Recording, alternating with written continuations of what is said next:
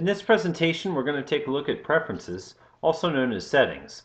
Preferences are things that we don't want to change very frequently, but things that the user will use to customize the experience throughout the application.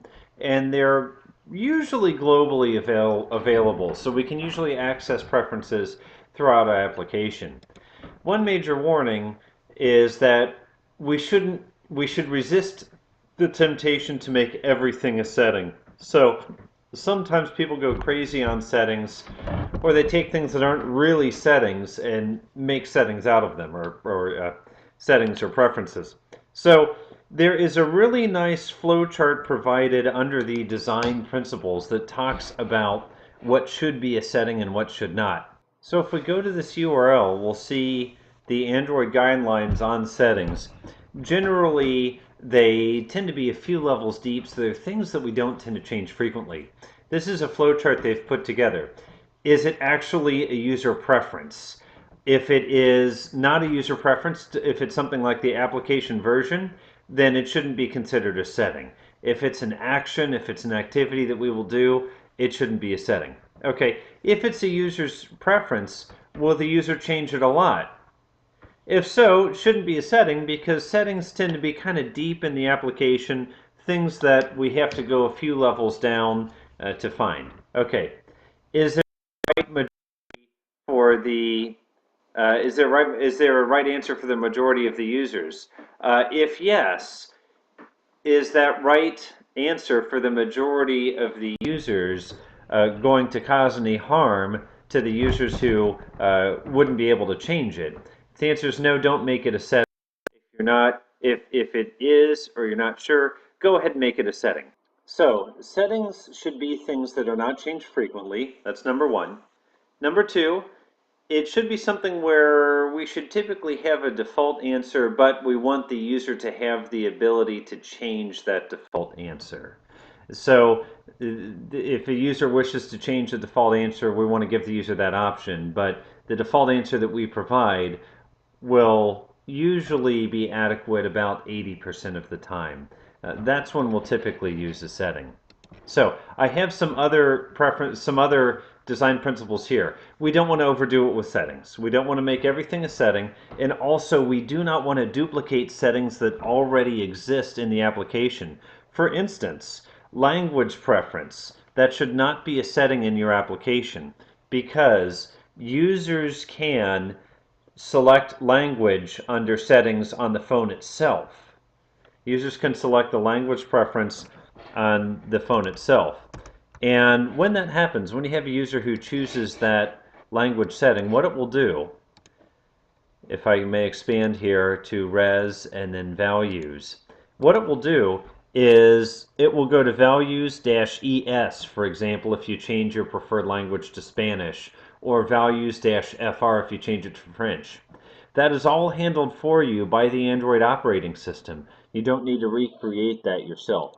So don't recreate any settings that are already set at the system level. Okay? Be clear and concise with words. Remember that screen real estate is a very precious resource, so don't be too wordy. Look for excessive words in the description and try to cut those down a little bit. Use default wisely. We talked about that. So when you have a setting, give a default answer that about 80% of the audience will be happy with. So the application will run fine with the defaults. It's only if you have a real preference you want to change where you'll go and change those settings. But certainly we want the application to run fine with default settings. It shouldn't require that you go in and change the settings to get the application to run. So when we create settings, what we're typically going to do is we're going to create an XML file under the resource XML directory, and we can create several types of settings. A checkbox, something that's on a run. An edit text is something like, what's your username? List, pick from a list, and several others. Certainly you can experiment with these as you wish.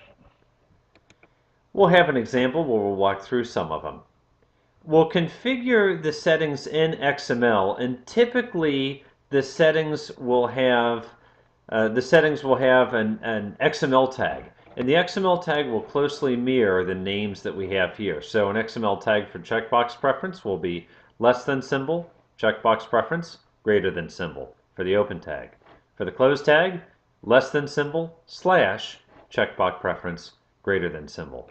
So it will follow the normal XML standards that we're used to. Okay. Now within a setting, we'll have certain attributes, such as the key, and that's important. The key has to be unique. It's how we're going to fetch this setting. The title will be a description that the user will see that describes the setting. That's what we want to keep nice and concise.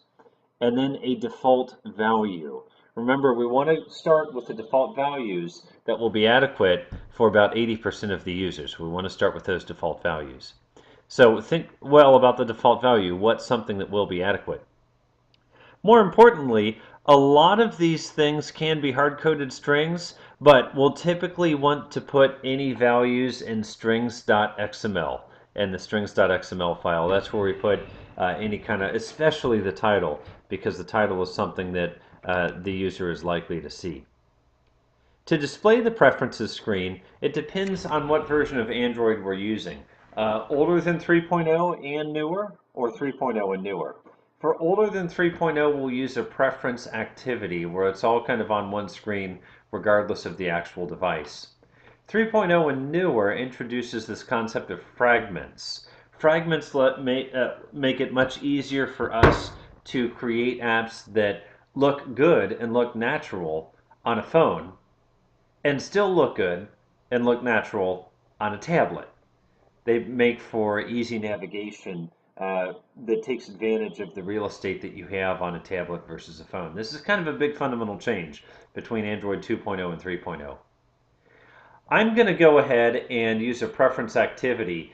I looked at plantplaces.com today, and still about 22% of users are older than 3.0.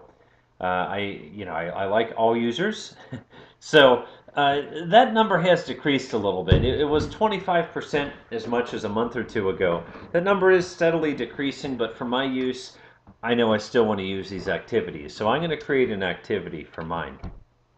Then what we're going to need to do in the screens where we want to access these preferences, we're going to use a static method called getDefaultSharedPreference. And that will give us this is on a class called Preference Manager, and that will give us something called shared preferences. From shared preferences, we can then access the preference value by passing in a key to that preference. So that's what we're going to take a look at. Let's go ahead and do an example. I'm going to go into Eclipse, and what I'm going to do is I'm going to go to res, and this preference file needs to be under res.xml. So under the res directory, I'm going to say new, and then I'm going to say folder, and I'll say XML. Okay, there we go. Now under XML folder, I'm going to right click, and I'm going to say new, and I'm going to say other, and we'll say Android XML file. That's fine. So I'll call it preference.xml. Now, one important but subtle thing to do, where you see resource type, change it from layout to preference. Now we can choose next, and that's fine, and choose finish. And we'll give it a moment to process this, and what it will do is it will create a preference screen for us. Okay, if I look at preferences XML under the covers, we'll see that what we have, let me just resize this so we can see it a little bit better. We'll see that what we have is we have a preference screen set up with our root element, preference screen. So that's the element that opens and closes this XML file. And everything that we do inside of here, all the preferences that we add will come between this open and close preference screen. So if I go back to structure, we can actually choose add, and then we can choose, well, let's see.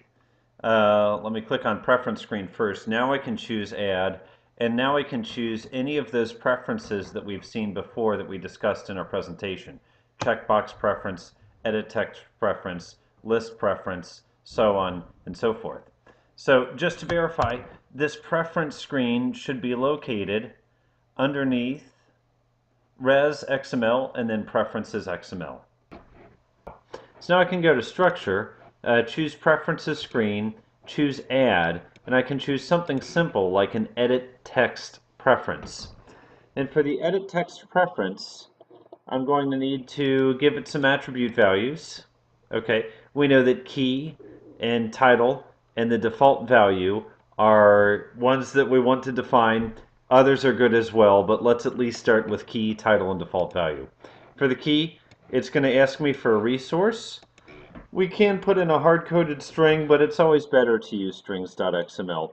So I'm going to call this r.string.pref, let's say GPS interval.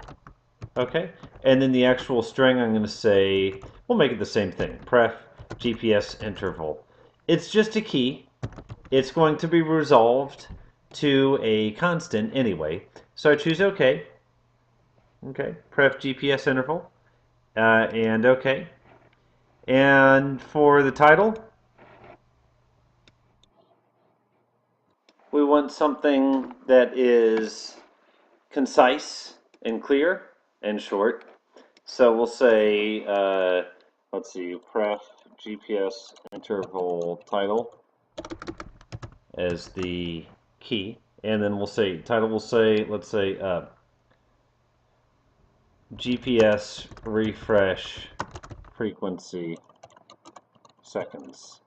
Okay, that'll work.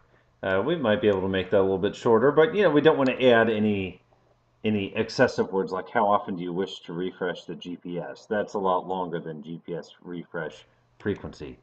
Okay, and we choose OK for that. And then we want to give it a default value. So this default value, we'll go ahead and make a string out of this as well. And this string, we're going to say, we'll just call it 60. And the value, we'll call that 60 as well. And boy, it doesn't like that. Okay. Okay. So we'll say 60 seconds. Or we'll just say 60 as a word. That it doesn't want me to have a key that starts with a number. So then we choose OK.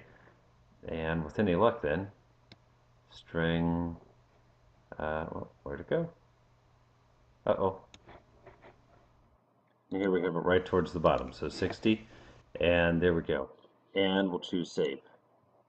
So now if we look at the preference XML under the covers, we've defined an edit text preference, which is going to be the number of seconds to refresh the GPS interval. And now what we need to do is we just need to make an activity that will support this preferences screen. So I choose Control M, and I will scroll up to where I have my UI. I'm going to right click and I'm going to choose New Class. And I'm going to call it the class, bring this down so we can see it a little bit better. I'm going to call the class Plant Places Preferences, or we'll say Preference Activity. And then superclass, this is an important part. Choose Browse and then Preference Activity, like so. What that means is that this is a special kind of activity that knows how to display preferences. And then choose Finish, give it a moment, and it will create our new activity. From here it's quite simple. Control M again, and we'll get our onCreate method. Start typing onCR, whoops, hit Control Space, and Enter to override the onCreate method. And then after the super onCreate, we just need one line. We'll say add, Control Space again, add preferences from resource. And then from here, r.xml.preference. And terminate with a semicolon, and save, and we're all set. And really that's all we have to do. By default with Android, you don't have to actually click save on anything. It automatically saves. So all you need to do is render the screen, give the user the opportunity to view the screen and change any preferences, and that's all you need to do. So I Control M, and we remember that we refactored into a superclass called Plant Places Activity. Let me Control M again. And we remember a while ago that we made a menu in XML. So The preferences screen many times is nested pretty deeply. We don't need this to be one of the first things that the user sees because it's clutter. It's obnoxious. It's a little bit of clutter. So we don't necessarily need to put this on the home screen. We can put it on the menu, but we don't need to. Because our app is relatively small, that's fine. A menu is going to be a perfectly acceptable place to put it. So what I'm going to do now is navigate back to my menu that we've made previously, and we will add an option for Plant Places menu. That's what we did. We'll add an option for preferences. So let me Control M so we can see this in high def, and I'm going to choose Add, and we're going to choose Item and ID, Browse. Okay, we can call this ID. We'll call it MNU preference or settings. So I tend to see those words used interchangeably. I guess settings is more of a user friendly word. Okay, for the title, I'm going to say new string, and we'll say MNU settings, and then we'll just say settings. Or we could call it LBL settings. How about that? L is kind of like a label, so it could be used in other places. So LBL settings, and then we'll choose OK, and OK. And with any luck, I think we're good. Okay, and I'll go ahead and Control S to save. Let me look at the background, just make sure we're good. Okay, probably I could use, you know what? Okay, I should do the show as action. Yeah, let me set up a show as action. Title, do we have a title? We have a title. Alphabetic shortcut. I don't necessarily need that, but it won't hurt. And then an ID we do have. Okay, so we want to add the alphabetic shortcut, and we want to add the show as action. So let's see, if we go back here, show as action, I'm going to hit select, and in this case we're going to say never. The others will show if there's room. This one's really not an important menu item. It's not something we're going to access very frequently. So we're going to show the show as action is never. And what that means is, do we want to show that up in the action bar? In this case we're saying, no, don't bother. It's just not that important. Alphabetic shortcut, I can make a new string. And I think we already have a G and an S, so we'll make this one P. So I'm going to say new string. We'll just simply call it string P and string P. And that means that P will be our alphabetic shortcut to get the settings or the preferences. And we save. Okay, looking good so far. I'm going to Control M. And now what we need to do is we need to handle when the user clicks on this item. So I'm going to go to the Plant Places activity again. Okay, and I'm going to Control M. Okay, and now what I need to do, we already have the infrastructure set up, so I just need to handle the case where the user clicks on settings. So I'm going to make a new entry here. We're going to say case r.id.mnu settings. Okay, if the user clicks on settings, then what we're going to say is invoke settings, which is a new method we haven't yet created, and then return true. Because we haven't created the method yet, it will redline, and that'll give us an opportunity to hold Control and press 1 and say create method invoke settings. And again, this is pretty straightforward. We're simply going to make an intent and then call that intent. Intent, settings, intent. We're following the model from right below here, okay, from the invoke search plants. So intent settings intent equals new intent this, comma, and then our preferences class name, plant places preference activity dot class, and I just hit Control space to autocomplete, and then we're going to say start activity, and then we'll say settings intent, and terminate with a semicolon, and save. We've seen this model before. We've used it down below on our other invoke methods. So we can clean up our comments a little bit here and just say start the preferences activity.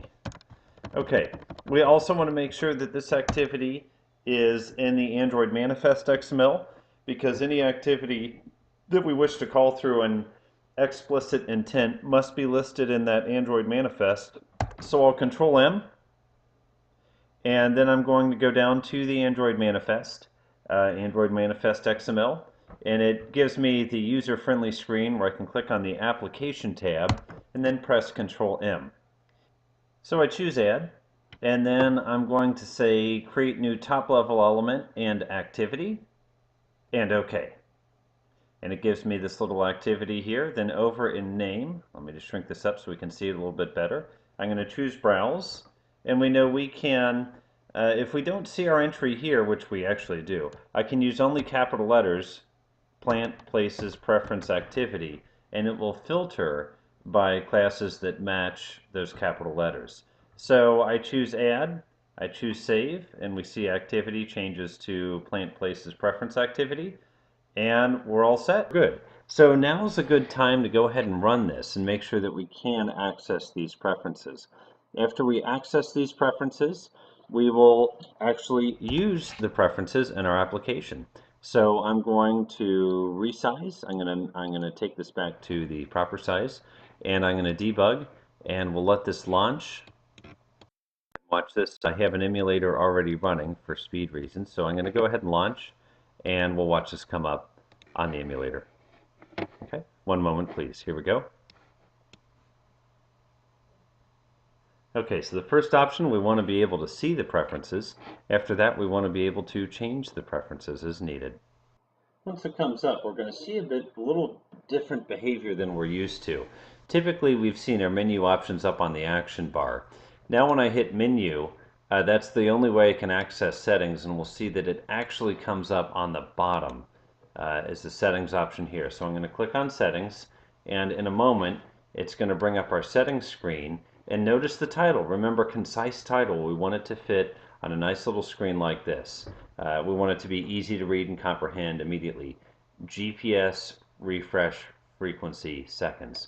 I click on that, and in just a minute, it's going to bring up a little window complete with the default. Remember, for the default value, we want it to be something that will allow the application to run, and we want it to be suitable for at least 80% of our users without having to change it. So a GPS refresh frequency of 60 seconds is about adequate. I decided to make this a preference in the live plant places because I thought, well, you know, if someone complains that their battery's being eaten up too quickly, it could be due to GPS refresh frequency being too small. On the other hand, if someone wants more accurate GPS, it's going to have to update more frequently. So I made it a setting, and sure enough, for me, 60 seconds seemed about right. But for one of my colleagues who was using this, 60 seconds wasn't enough because he found that a lot of times he would GPS a tree, and the GPS point would actually be across the street from the tree where the tree really was. So one of the things I recommended was, okay, 60 seconds is good for most people, but maybe not good for you. Why don't you bump it down to 30 seconds or 20 seconds or something that will update it more frequently? So we will take a look at the implementation details of that in our next lecture. In this lecture, what we looked at is how to create this preferences XML. We remember we had to mess around a little bit. We had to do a little bit of copy and paste to get the open and close tags for preferences screen. We also learned how to make an edit text preference. We know there's several other preferences that we can have as well, like a checkbox preference is a pretty good, a pretty common preference because that's one where you can check it to say it's something you want or uncheck it to say it's something you don't want. So we looked at that. We also looked at changing our menu and adding a menu option that says display never, where these say display if room. That one says display never because a preference is something that we don't need to be very active. It's something that's not going to be changed frequently. As a matter of fact, we looked at some good design principles for what a preference is, what a preference should be. So that's enough for this lecture. In the next lecture, we're going to see how we can actually retrieve this preference and then use it in our application. Thank you.